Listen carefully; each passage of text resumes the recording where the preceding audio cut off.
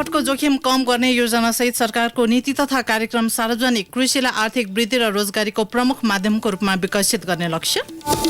सामाजिक सञ्जाललाई कानुन र करको दायरामा ल्याउने सरकारको नीति, वैज्ञानिक विधिबाट जग्गाको मूल्य निर्धारण गर्ने घोषणा। 560वटा स्थानीय तहको नेतृत्वमा युवाहरू पुगेको निर्वाचन आयोगको प्रारम्भिक तथ्याङ्क, युवाहरूको उत्साहपूर्ण सहभागिताले प्रभावकारी काम हुने अपेक्षा। पन्जाबमा भ्रष्टाचारको आरोपमा एकजना मन्त्री बर्खास्त र 9औं राष्ट्रिय खेलकुद प्रतियोगिता पुनः सरियो, असोज 28 देखि कार्तिक 3 गतेसम्म हुने। नमस्कार, कान्तिपुर डायरीका साथमा सन्तोष र म पार्वता। समाचार अब विस्तारमा। आर्थिक संकटको जोखिम कम गर्ने योजना समेटेर सरकारले नीति तथा कार्यक्रम सार्वजनिक गरेको छ। आर्थिक संकट समाधानका लागि विशेष कार्यक्रम सञ्चालन, उत्थानशील अर्थतन्त्र निर्माण र मुद्रास्फीति नियन्त्रण गरिने नीति सरकारले अवलम्बन गरेको छ। राष्ट्रपति विद्यादेवी भण्डारीले संसदमा आज सरकारको नीति तथा कार्यक्रम सार्वजनिक गर्दै सरकारले आर्थिक संकटलाई ध्यान दिएर आगामी बजेट निर्माण गर्ने बताउनु भएको हो। अर्थतन्त्रमा परेका चापबाट पाठ सिक्दै आर्थिक वृद्धि दर अघि बढ्ने नीति सरकारले अघि सारेको राष्ट्रपति भण्डारीको भनाइ छ। अर्थतन्त्रमा लगातार परेका चापबाट पाठ सिक्दै समष्टिगत आर्थिक संरचनाहरूलाई सबल बनाउँदै लैजानुपर्ने देखिएको छ। वित्तीय र मौद्रिक औजार परिचालन गरी सरकार र निजी क्षेत्रको संयुक्त प्रयासबाट समष्टिगत आर्थिक स्थायित्व कायम गरी तीव्र आर्थिक वृद्धि हासिल गर्नेतर्फ सरकारका नीति र कार्यक्रम लक्षित हुनेछन्। आन्तरिक तथा बाह्य कारणबाट अर्थतन्त्रको संरचनामा आउन सक्ने जोखिम वहन गर्न सक्ने आर्थिक नीति तय गरिनेछ। सरकारले आफ्नो उत्पादन आफ्नै व्यापार भन्ने नारासहित नेपाली उत्पादन तथा उपभोग अभिवृद्धिलाई का लागि 1 दशकसम्म कार्यक्रम सञ्चालन गर्ने घोषणा नीति कार्यक्रम मार्फत गरेको छ। त्यस्तै नेपाली उत्पादनका सामग्रीको प्रबन्धनका लागि कर तथा भन्सार महसुल छुट दिने तथा निर्यातका लागि सहजीकरण गरिने नीति तथा कार्यक्रममा उल्लेख गरिएको छ। नीति तथा कार्यक्रममा सरकारले स्वदेशी उद्योगलाई प्रोत्साहन गर्नका साथै विदेशी कम्पनीलाई आकर्षित गर्ने योजना समेत राखेको छ। त्यस्तै सरकारले पुँजीगत खर्च वृद्धिका लागि उचित कदम चाल्दै योजना कार्यान्वयनमा जोड दिएको छ। सार्वजनिक खर्च व्यवस्थापनलाई नतिजामुखी बनाइनेछ।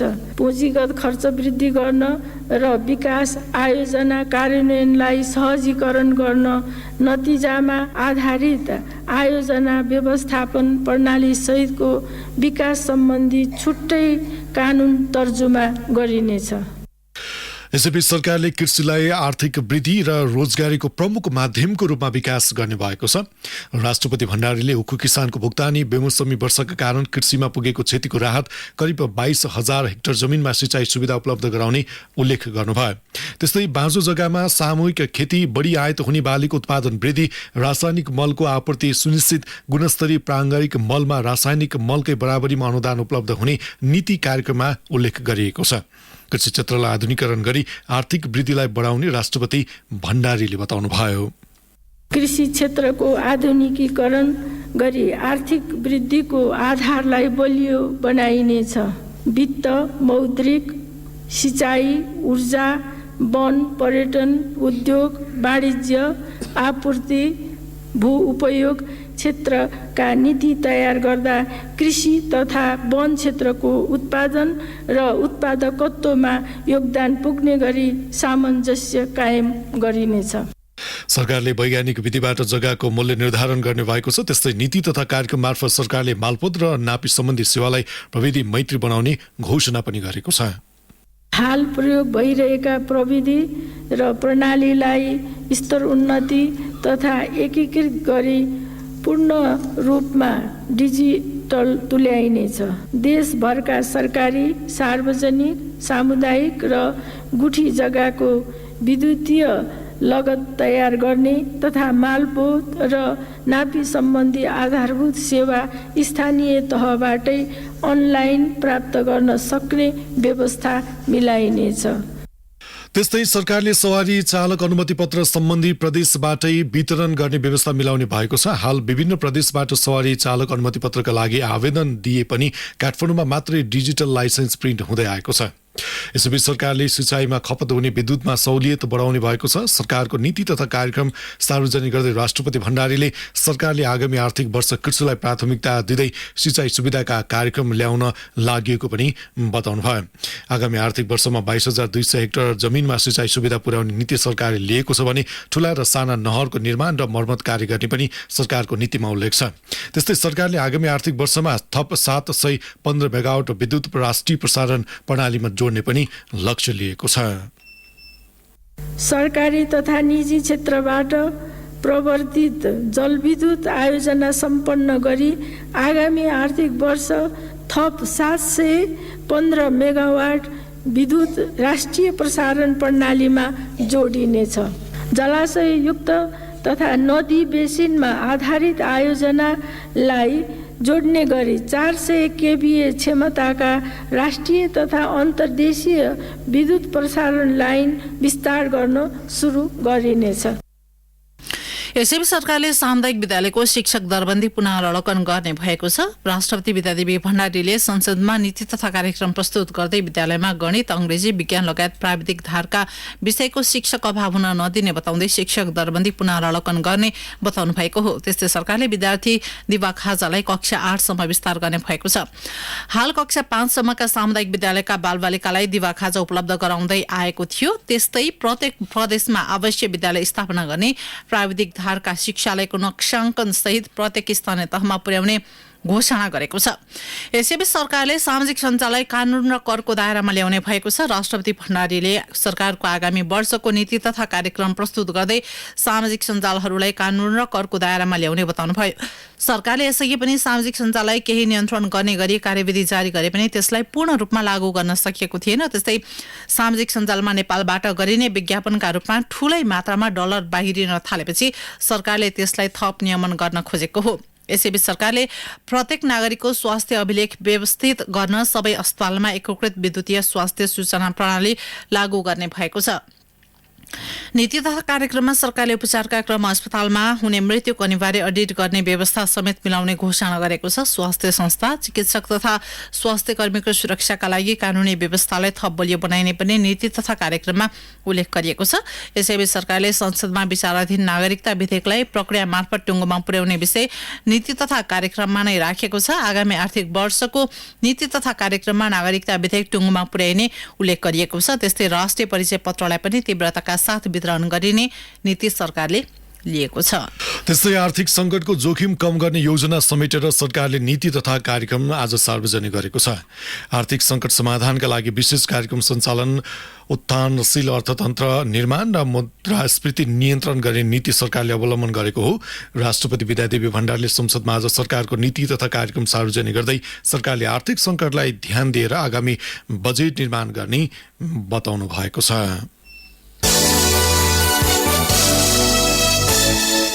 सरकारले वैज्ञानिक विधिबाट जग्गाको मूल्य निर्धारण गर्ने भएको छ। त्यस्तै सरकारले सवारी चालक अनुमति पत्र सम्बन्धित प्रदेशबाटै वितरण गर्ने व्यवस्था मिलाउने भएको छ।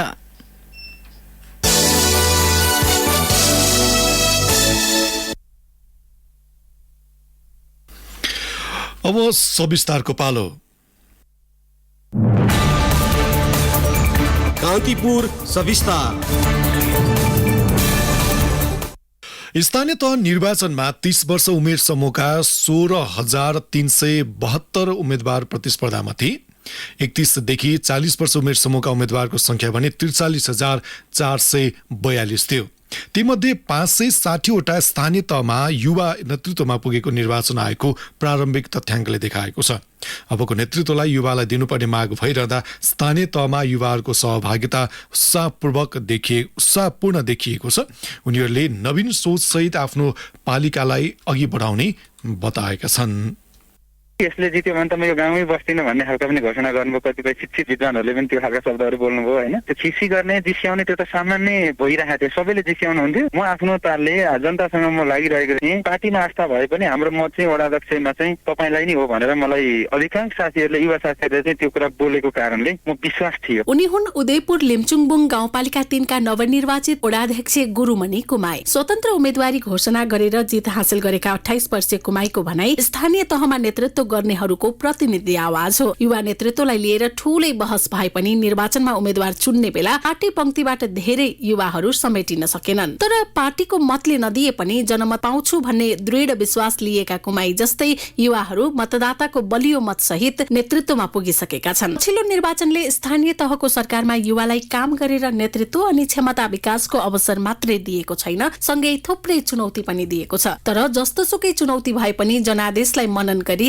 आफ्ना जिम्मेवारी पूरा गर्ने विश्वास उनीहरूले देखाएका छन्। ती मध्येकै एक जुझारु युवा हुन् पर्सा कालिकामाई गाउँपालिकाका नवनिर्वाचित अध्यक्ष वशिष्ठ कुमार गुप्ता। जनता समाजवादी पार्टीको तर्फबाट विजयी 21 वर्षीय गुप्ता भन्छन्, धीरे धीरे च्यालेन्ज फेस गरेर जे पनि प्रब्लम छ उहाँहरूले फेस गरेर म जनताको लागि सबै कुरा मिलाइदिने, सबैलाई दुःख सुखमा बुझिदिने, सबैलाई जनताहरूलाई अगाडि बढाउने, आफ्नो गाउँपालिकालाई नम्बर 1 मा ल्याउँछु म। वशिष्ठ जस्तै आफ्नो गाउँठाउँका समस्या समाधान गर्दै जनताले दिएको अभिभारा पूरा गर्ने जोश सर्लाही रामनगर गाउँपालिका अध्यक्षमा निर्वाचित 22 वर्षीय राजा बाबुको पनि छ। आफू जन्मे हुर्केको र हरेक समस्या भोगेकोले ती सबै समस्याको अन्त्य गरी आफ्नो गाउँको मुहार फेर्ने उद्देश्य उनले राखेका छन्। यो युवाहरूलाई हिम्मत बढोस्, भोलि गएर कसरी विकास गरियो एउटा युवाले हेरेर सबै युवाको छवि नि राम्रो बनोस् र भोलितिर पोलिटिक्समा युवाहरू आओस्, आफ्नो देशप्रति अलिक माया भावना लिएर कसरी अगाडि बढाउने, विकासतिर कसरी तीव्र गतिले अगाडि बढाउने, भोलि गएर युवाहरूलाई एउटा विश्वासिलो होस्, हिम्मत बढोस्। निर्वाचन आयोगको प्रारम्भिक तथ्याङ्कलाई विभिन्न उमेर समूहबाट अध्ययन गर्दा पालिका प्रमुख र अध्यक्षमा निर्वाचितमा सबैभन्दा धेरै 41 देखि 50 वर्षका उमेरको बाहुल्य छ। निर्वाचित हुनका लागि 21 वर्षको प्रवेश उमेरदेखिलाई गणना गर्दा युवाको अझ बढी सहभागिता देखिएको छ। आयोगको प्रारम्भिक तथ्याङ्क अनुसार 7वटै प्रदेशका 753 वटा मध्ये 560 वटा पालिकामा युवा नेतृत्व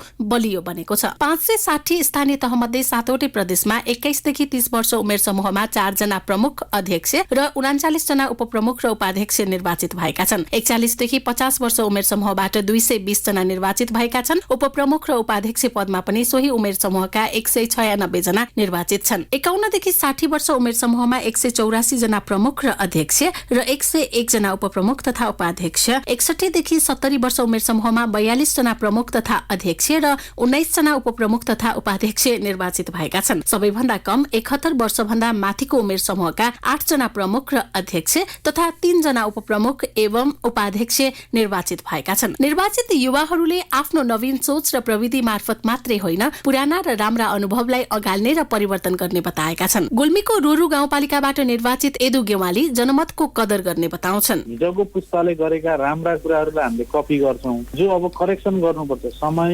अनुसार हामी बदलिनु पर्ने हुन्छ। त्यो बदलिने क्रममा चाहिँ हामीले परिवर्तन गर्नुपर्ने हाम्रा सबै कुराहरूलाई फेरि हामी बदल्छौं। त्यसकारणले गर्दा त्यसलाई चाहिँ हामी तादम्यता चाहिँ मिलाउनै पर्छ। यता सिन्धुपाल्चोकको भोटेकोशी गाउँपालिकाको उपाध्यक्षमा निर्वाचित दीक्षेन शेर्पा समृद्ध भोटेकोशीको खाका कोर्दै पुराना र नयाँ सबैलाई साथ लिएर अघि बढ्ने बताउँछन्। अब जति पनि पुरानो हाम्रो राजनीति गर्नुहुने व्यक्तिहरू हुनुहुन्छ उहाँहरूको साथ र सपोर्ट पनि लिने होइन, उहाँहरूको सोचलाई पनि एउटा नयाँ तरिकाले नयाँ ढङ्गले गरेर चाहिँ यो समाजलाई परिवर्तन गरौँ कि भन्ने सोचले चाहिँ हामी यो राजनीतिक क्षेत्रमा पनि आयौँ। अध्यक्षदेखि लिएर प्रायः जस्तो वडा अध्यक्षहरू पनि सबै युवाहरू हुनुहुन्छ होइन, पक्कै पनि परिवर्तन होला आफ्नो गाउँठाउँ समाजबाट भन्ने चाहिँ एउटा सोच छ र विश्वास पनि छ। स्थानीय गाउँ नगर वडा मात्रै होइन, ठूला महानगर उपमहानगरसम्मै पनि युवा नेतृत्व बलियो देखिएको छ। युवाहरूको सहभागिताले राजनीतिप्रति आम युवा वर्गको रुचिलाई समेत बढाएको छ। त्यसैले दलहरूबाट मात्र होइन, स्वतन्त्र रूपमा उठेर जनप्रतिनिधि बनेका युवाहरूको उत्साहसँगै उनीहरूले आगामी दिनमा गर्ने कार्य सम्पादनले स्थानीय तहलाई प्रभावकारी बनाउने अपेक्षा गरिएको छ। रेडियो कान्तिपुरका लागि इन्द्रलक्ष्मी घिमिरे। कान्तिपुर सविस्तार। कान्तिपुर डायरीमा अब ब्रेकको पालो। कान्तिपुर डायरीमा अब बाँकी प्रसङ्ग। काठमाडौँ महानगरपालिकामा स्वतन्त्र उम्मेद्वार बालेन्द्र शाह 19,693 मतान्तरसहित अग्रस्थानमा। बालेन्द्र शाहले, यसलाई फेरि सुन्नुहोस्, काठमाडौँ महानगरपालिकामा स्वतन्त्र उम्मेद्वार बालेन्द्र शाहले 19,693 मतान्तर सहित अग्रता कायम राख्नु भएको छ। शाहले 51,185 मत प्राप्त गर्दा कांग्रेसकी सृजना सिंहले 32,079 मत प्राप्त गर्नुभएको छ। एमालेका केशव स्थापितले 31,492 मत प्राप्त गर्नुभएको छ। उपप्रमुखमा एमालेकी सुनिता डङ्गोले 56,821 मत प्राप्त गर्दा एकीकृत समाजवादीका रामेश्वर श्रेष्ठको 18,721 मत छ। यता 5 दलीय गठबन्धनबाट ललितपुर महानगरपालिकाका मेयरका उम्मेद्वार नेपाली कांग्रेसका उम्मेद्वार चिरीबाबु महर्जन र उपमेयरमा एमालेका उम्मेद्वार मञ्जली साक्य बज्राचार्यले विजय जुलुस मनाएका छन्। दुवै उम्मेद्वारको जित सुनिश्चित भएपछि जावलाखेलमा आज साँझ विजय जुलुस मनाइएको हो। मुख्य निर्वाचन अधिकृतको कार्यालय ललितपुरले भने मतगणनाको अन्तिम परिणाम सार्वजनिक गरेको छैन। अधिकृतको कार्यालयका अनुसार मेयर उपमेयर 28 र 29 वडाको अन्तिम मत परिणाम घोषणा हुन बाँकी छ। ललितपुरमा 86,540 मत खसेकोमा अपराह्न 3 बजेसम्म 82,040 मतगणना भइसकेको छ, जसमा महर्जनले 40,263 मत प्राप्त गर्नुभएको छ भने उहाँका निकटतम प्रतिद्वन्दी एमालेका हरिकृष्ण बेन्चनकारले 23,810 मत मात्र प्राप्त गर्नुभएको छ।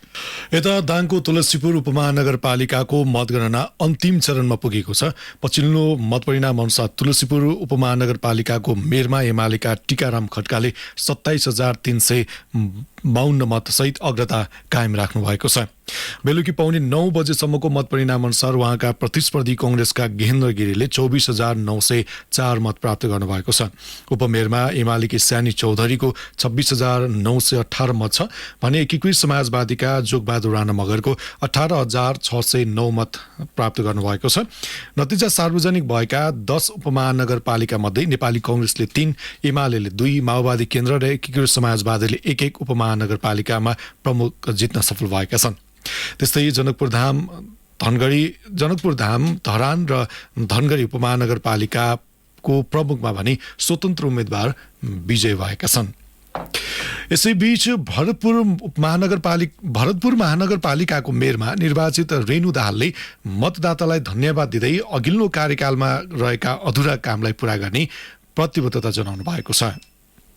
हामीले सोचेको भन्दा राम्रो नतिजा हामीले प्राप्त गरेका छौँ। म सम्पूर्ण महानगरवासी जनसमुदायलाई हृदयदेखि नै आभार व्यक्त गर्न चाहन्छु। उहाँहरू सबैलाई म धन्यवाद दिन चाहन्छु।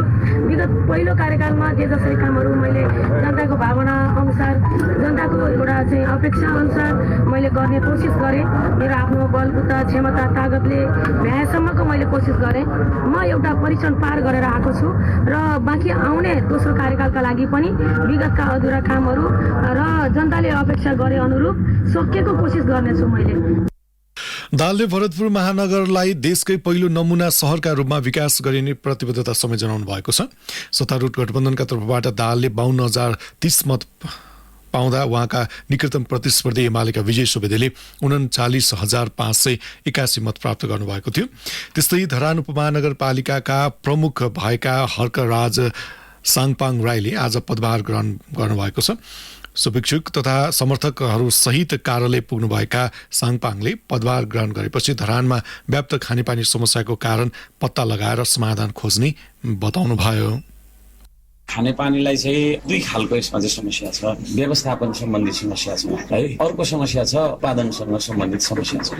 व्यवस्थापनसँग सम्बन्धित समस्याहरू भनेको चाहिँ मर्मत सम्भारका कुराहरू भयो होइन, कहीँ कतै लिकेज भइरहेको छ, कहीँ कतै मेसिन बिग्रिरहेको छ, कहीँ कतै के टुटिरहेको छ, के फुटिरहेको छ, त्यसलाई तत्काल रिपेयर गर्नुपर्छ। किनभने खानेपानी जस्तो कुरा जनताले पर्खेर बस्न सक्दैनन्। त्यसो भएको कारणले गर्दाखेरि चाहिँ त्यो व्यवस्थापन सम्बन्धी मर्मत सम्भार सम्बन्धी कुरा एउटा चाहिँ हाम्रो छ भने अर्को कुरा चाहिँ अब विगतमा आयोजनाले जे जति पानी उत्पादन गर्नुपर्ने थियो त्यो पानी उत्पादन गर्न नसकेको कारणले गर्दाखेरि चाहिँ अहिले अभाव भएको हो भन्ने हामीले यथार्थ बुझेका छौँ। त्यसले गर्दाखेरि अब उत्पादन बढाउनतिर लाग्ने, स्रोत थप्नतिर लाग्ने भन्ने छ र 2 खालको समस्या छन्। ती समस्यालाई चाहिँ हामीले अब प्राथमिकीकरण गरेर होइन, पहिला चाहिँ हामी अब यो मर्मत सम्भार तथा तपाईँको चाहिँ लिकेज होइन उ गर्ने र वितरण प्रणालीलाई चाहिँ चुस्त दुरुस्त बनाउने भन्नेतर्फ हामी तत्काल अब लाग्छौँ। त्यस पछाडि तपाईँको स्रोत थप्नतिर पनि नगरपालिका लाग्छ। त्यस्तै उहाँले पहिलो पटक धरानमा वैज्ञानिक कर प्रणाली लागू गर्ने गरी एक अध्ययन कार्यदल गठन गर्ने निर्णयमा हस्ताक्षर गर्नुभएको छ। यसैबीच धनुषाको जनकपुर धाम उपमहानगरपालिकाको प्रमुख मनोज शाहले नगरमा सरसफाइको जिम्मेवारी सम्बन्धित वडाका जनप्रतिनिधिलाई दिने निर्णय गर्नुभएको छ। धनुषाका 18वटै स्थानीय तहका नवनिर्वाचित प्रमुखहरूको सामूहिक शपथ ग्रहण कार्यक्रममा शाहले सरसफाइलाई प्राथमिकता दिएर निर्णय गर्नुभएको हो।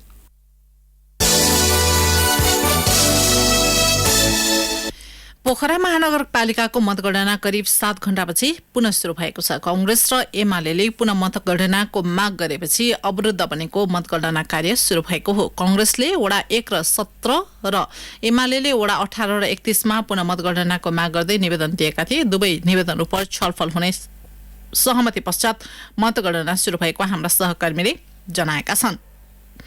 पछिल्लो मत परिणाम अनुसार एकीकृत समाजवादीका मेयरका प्रत्याशी धनराज आचार्यले 56,471 मत प्राप्त गर्दा एमालेका कृष्ण बहादुर थापाले 51,185 मत प्राप्त गरी पछ्याइरहनु भएको छ। त्यस्तै एमालेकी मञ्जुदेवी गुरुङले उपमेयर मञ्जुदेवी गुरुङले 58,582 मत प्राप्त गर्नुभएको छ। कांग्रेसकी कोपिला राणा भाटले 45,547 मत प्राप्त गर्नुभएको छ।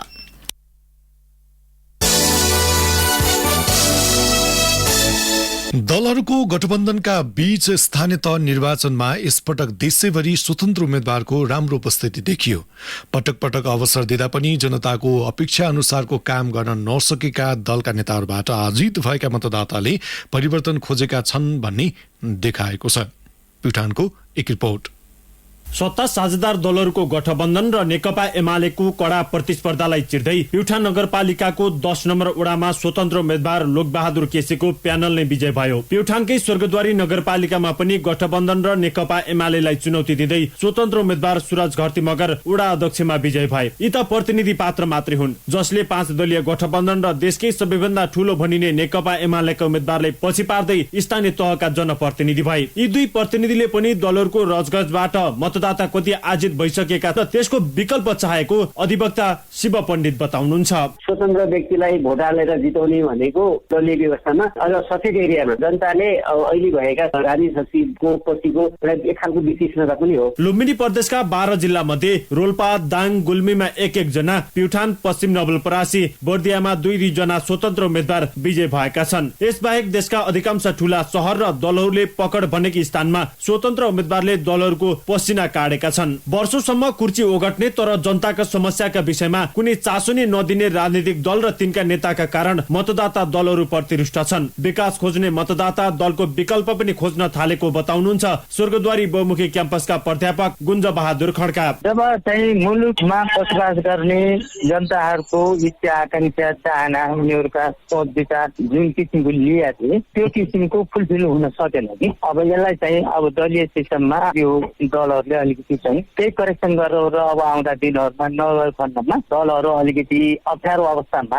आफ्नो जुन किसिमको प्रेस्टिज छ प्रत्येक दलहरूको त्यो प्रेस्टिज चाहिँ घट्दै जाने अवस्था पनि मैले सन्देश पाउँछु कि लामो समय जनताले दलहरूलाई अवसर नदिएका भने होइनन्, तर राजनीतिक दल र तिनका नेता कार्यकर्ताको व्यवहारले जनता आजित भएर विकल्प खोज्न थालेका हुन्। तर दलका नेता भने यसलाई संयोग मात्रै भएको बताउँछन्। नेपाली कांग्रेस प्युठानका पूर्व सभापति अमर प्रसाद भण्डारी र नेकपा एमाले प्युठानका पूर्व अध्यक्ष तुलसीराम शर्मा। केही हदसम्म त पार्टीहरूका प्रति जनताको निराशा पनि देखियो। संयोग मात्रै पनि हो भन्न नमिल्ने र पार्टीका प्रतिको वितृष्णा नै हो भनेर ठोकुवा गर्न पनि नमिल्ने। फेरि अहिले चाहिँ विभिन्न दलहरू प्रति पनि जनताहरूको चाहिँ अलिकति वितृष्णा भएको अवस्थामा बरु चाहिँ अब यो दललाई ऊ दललाई दिनुभन्दा बरु खाली स्वतन्त्र मान्छेलाई दिउँ भन्ने त्यस्तो खालको एउटा मनोकांक्षा चाहिँ त्यस्तो खालको उठेको त्यस्तो मलाई लाग्छ। जनताले राजनीतिक दलहरूको विकल्पका रूपमा स्वतन्त्र उम्मेद्वार रोजिरहँदा उनीहरूको व्यवहार र कार्यशैली कस्तो हुन्छ त्यो भने हेर्न 5 वर्ष कुर्नै पर्छ। रेडियो कान्तिपुरका लागि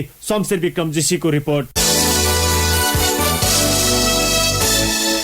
ललितपुर महानगरपालिकामा नेपाली कांग्रेसबाट नवनिर्वाचित मेयर चिरी बाबु महर्जनले पहिलो कार्यकाल भन्दा बढी काम गरेर देखाउने बताउनु भएको छ। महर्जनले 42,722 मत प्राप्त गर्नुभयो। उहाँका निकटतम प्रतिद्वन्दी हरिकृष्ण व्यञ्जनकारले 24,560 मत प्राप्त गर्नुभयो। मेयरमा दोस्रो कार्यकालका लागि निर्वाचित भएपछि सञ्चारकर्मीसँग महर्जनले पहिलो कार्यकालका अधुरा काम सम्पन्न गर्दै नयाँ योजनाहरू पनि कार्यान्वयनमा ल्याउने उल्लेख गर्नुभयो। 5 वर्षको दौरानमा हामीले धेरै प्रोजेक्टहरू लन्च गऱ्यौँ। त्योमध्ये कुनै चाहिँ 3/4 सिद्धियो, कुनै चाहिँ हाफ डन, कुनै चाहिँ भर्खर मात्रै हामीले इनिसिएसन गऱ्यौँ र ती प्रोजेक्टहरू चाहिँ हामी गइसकेका छौँ र त्यसको अन टप अफ द्याट हाम्रोमा चाहिँ प्रोजेक्ट ब्याङ्कमा थुप्रै प्रोजेक्टहरू छ, त्यो पनि हामी चाहिँ कार्यान्वयन गर्छौँ। मेयर र उपमेयरमा फरक राजनैतिक दलका प्रतिनिधि चुने पनि मिलेर काम गर्ने उहाँको भनाइ थियो। यस्तै उपमेयरमा नेकपा एमालेकी मञ्जली साक्य वज्राचार्य 25,084 मतसहित निर्वाचित हुनुभएको छ।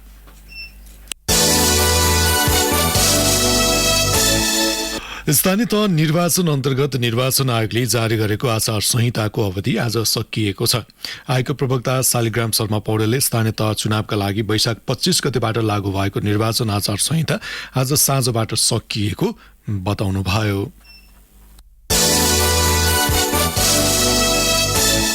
पछिल्लो पटक नेपालमा 16 जनामा कोरोना भाइरस संक्रमण पुष्टि भएको छ। 2920 जनामा गरिएको नमुना परीक्षणबाट सो संख्यामा संक्रमण पुष्टि भएको स्वास्थ्य तथा जनसंख्या मन्त्रालयले जनाएको छ। त्यस्तै आज 11 जना कोरोना संक्रमण मुक्त भएका छन्।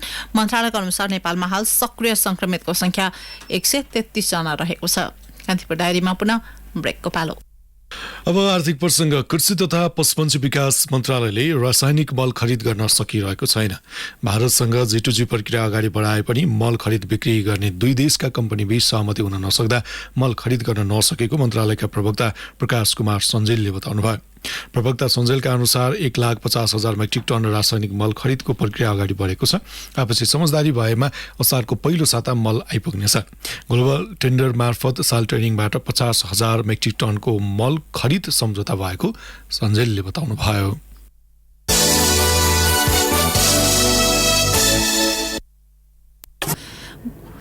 उनले आफैले गराएको स्टिङ अपरेसनमा स्वास्थ्य मन्त्री डाक्टर विजय सिंघल हरेक कारोबारमा कमिसन माग्ने गरेको पुष्टि भएपछि हटाएका मात्र होइनन्, छानबिनका लागि प्रहरीको जिम्मा लगाइदिएका छन्। मुख्यमन्त्री मानले भिडियो सन्देश मार्फत 1 रुपैयाँको पनि भ्रष्टाचार आफूलाई स्वीकार्य नहुने बताएका छन्। भ्रष्टाचारको खिलाफ आन्दोलन गरेर आम आदमी पार्टीको जन्म भएकाले भ्रष्टाचार सहन नसकिने उनले उल्लेख गरेका छन्। स्वास्थ्य मन्त्रीले हरेक टेन्डरमा 1% कमिसन माग्ने गरेको जानकारी आफू समक्ष आएपछि गोप्य ढंगले अनुसन्धान गरेको उनको भनाइ छ।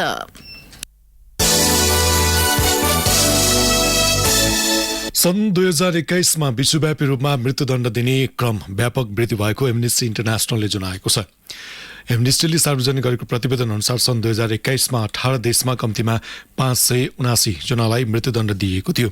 सन् 2020 को तुलनामा यो 20% बढी भएको एमनेस्टीले जनाएको छ। यो अवधिमा इरानमा सबैभन्दा बढी अर्थात् 314 जनालाई मृत्युदण्ड दिएको थियो, जबकि सन् 2020 मा मृत्युदण्ड पाउनेको संख्या 246 थियो। त्यस्तै साउदी अरेबियामा पनि मृत्युदण्डमा वृद्धि भएको देखिएको छ भने सन् 2020 को तुलनामा त्यहाँ दोब्बर संख्यामा मृत्युदण्ड भएको पाइएको हो।